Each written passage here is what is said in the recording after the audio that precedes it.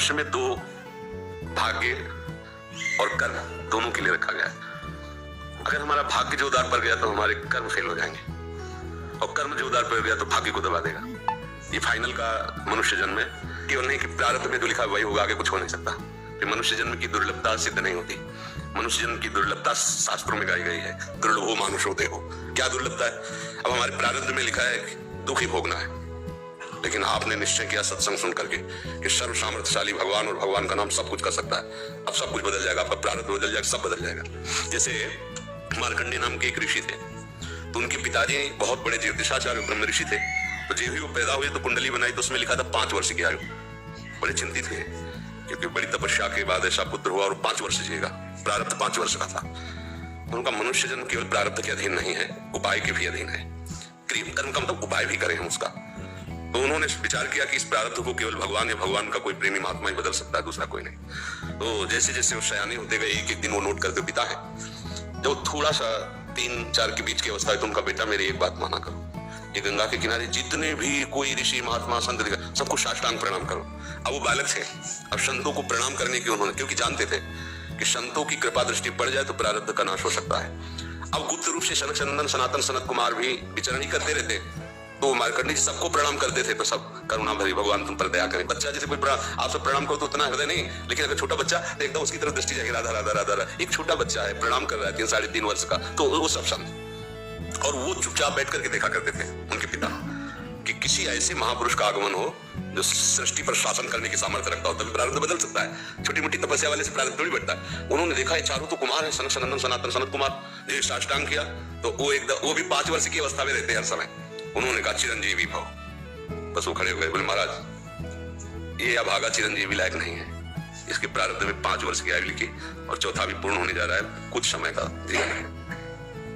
सनकादिक ने कहा जब चिरंजीवी भव तो चिरंजीवी भव। हमने उसका भाग्य देख के थोड़ी बोला, उसका आचरण देख के बोला। एक छोटा बालक संतों के चरणों में लेट रहा है, ये चिरंजीवी लायक ही है। बोले महाराज अब भाग्य देख के 5 वर्ष की आयु अब कैसे? तो उनका हम वो तिथि वो तारीख तुम निकालना और उस तारीख को हम भी आएंगे भगवान शंकर के मंदिर में, भगवान शंकर के लिंग को ऐसे गले लगवा के बैठाना, हम भी वही रहेंगे, देखते हैं कैसे मृत्यु ले जाएगी इस बालक को।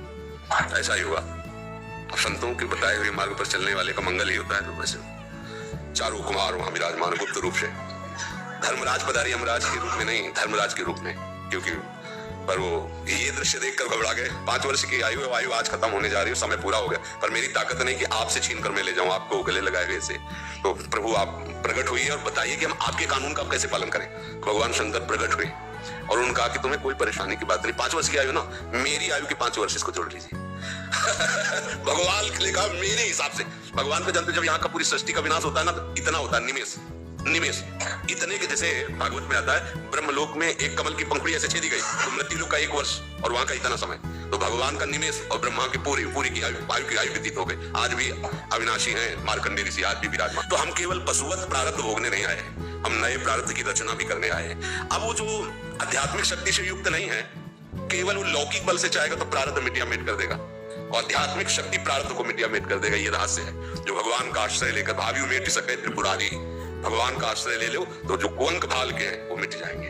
हमारा प्रारब्ध इतना जोर, जैसे प्रारब्ध है किडनी फेल, ये पूर्व प्रारब्ध है। माँ के गर्भ से इस रोग की रचना भी जान तो पाए 35 वर्ष की अवस्था में, 20 वर्ष बाबा जी बनने के बाद। अब मांगते खाते अपने भजन मार्ग में चलते रहे, अब किडनी खराब हो गई। अब क्या, ये तो सब रुपए का खेल, इसमें ये तो इसमें धन चाहिए, हमारे पास कुछ नहीं है। अब हम जिनके आश्रित थे उन्होंने खेल बदला, सब व्यवस्था कर दी। ये हमें प्रारब्ध में नहीं था, प्रारब्ध में तो दुर्गति थी, दोनों किडनी फेल है, लेकिन आश्रय जिनका लिए उन्होंने चैप्टर बदल दिया। अब देखो किडनी खराब है, 2 बजे से दिनचर्या चल रही, 2 बजे रात से। ये किडनी वाले पेशेंट की दिनचर्या होती है क्या 2 बजे रात से? तो ये है इनके चरणों का बल और ये हमारा बल, हमारी बुरे कर्मों का फल हमको मिल रहा है और उनके आश्रित है, तो ऐसे हमारा जीवन कट रहा है, ऐसे गोद में लेकर काट रहे हैं। तो हम केवल प्रारब्ध के ही अधीन नहीं, कोई पशु नहीं है, मनुष्य जन्म मिला है। हम नया कर्म करें ऐसा कि हमारी पूरी प्रारब्ध का नाश हो जाए। हम ऐसे भगवान का आश्रय लेकर भजन करें हमारा। अच्छा, भगवान सब कुछ है। जैसे आपको धन चाहिए तो लक्ष्मीपति, यश चाहिए तो पुण्य श्लोक है, उन्हीं की कीर्ति से समस्त शास्त्र भरे हुए हैं। जो चाहिए रूपवान गुणवान धनवान वैभवान वो सबके समुद्र हैं, उनका आश्रय ले लो, सब कुछ हो जाएगा। अब अगर केवल धन पर लक्ष्य रखोगे और भगवान का आश्रय नहीं लिया तो बुरे कर्मों से भी तुम नहीं बच पाओगे। अब उपाय करना चाहिए कि हमारे नए कर्म ऐसे बलवान होने चाहिए कि जो बुराइयां हमसे पीछे हुई वो हमें परास्त न कर पाए।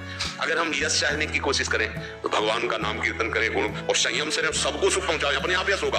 और अपने यश के लिए हम दम्भ पाखंड करें तो बाद में ऐसी कालिक होती कि ना लोग के रह जाओगे ना परलोक के रह जाओ। तो हमें यश चाहिए, धन चाहिए, सुख चाहिए, तो एकमात्र भगवान का सहारा लेकर हम भागवतिक आध्यात्मिक कर्म ऐसे करें जिससे सबका मंगल हो जाए, सबको सुख प्राप्त हो जाए। जैसे हमें अच्छा भोजन चाहिए तो दूसरे की थाली से छीने नहीं, अपनी थाली का दूसरे को पवा दे।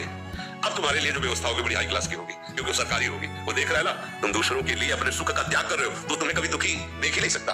दुख उसको मिलता है जो अपने सुख के लिए दूसरों को दुख देता है, दूसरे के सुख का नाश करता है, फिर मालिक उसके सुख का नाश कर देता है। और ये सबको बात लगभग पता है कि किसी को भी दुख देने से तुम्हें सुख नहीं मिल सकता, पर कोई चूकता नहीं अवसर आने पर दूसरे के दुख को दे करके और सुख भोगना चाहता है, इसलिए दुखी रहता है। अगर चतुरता आ जाए, विवेक आ जाए और विवेक पूर्वक अपने कर्म को संभाल ले तो पूरा प्रारब्ध भी टल जाएगा, मंगल ही मंगल, आनंद ही आनंद रहेगा। ये भगवान का आश्रय ले।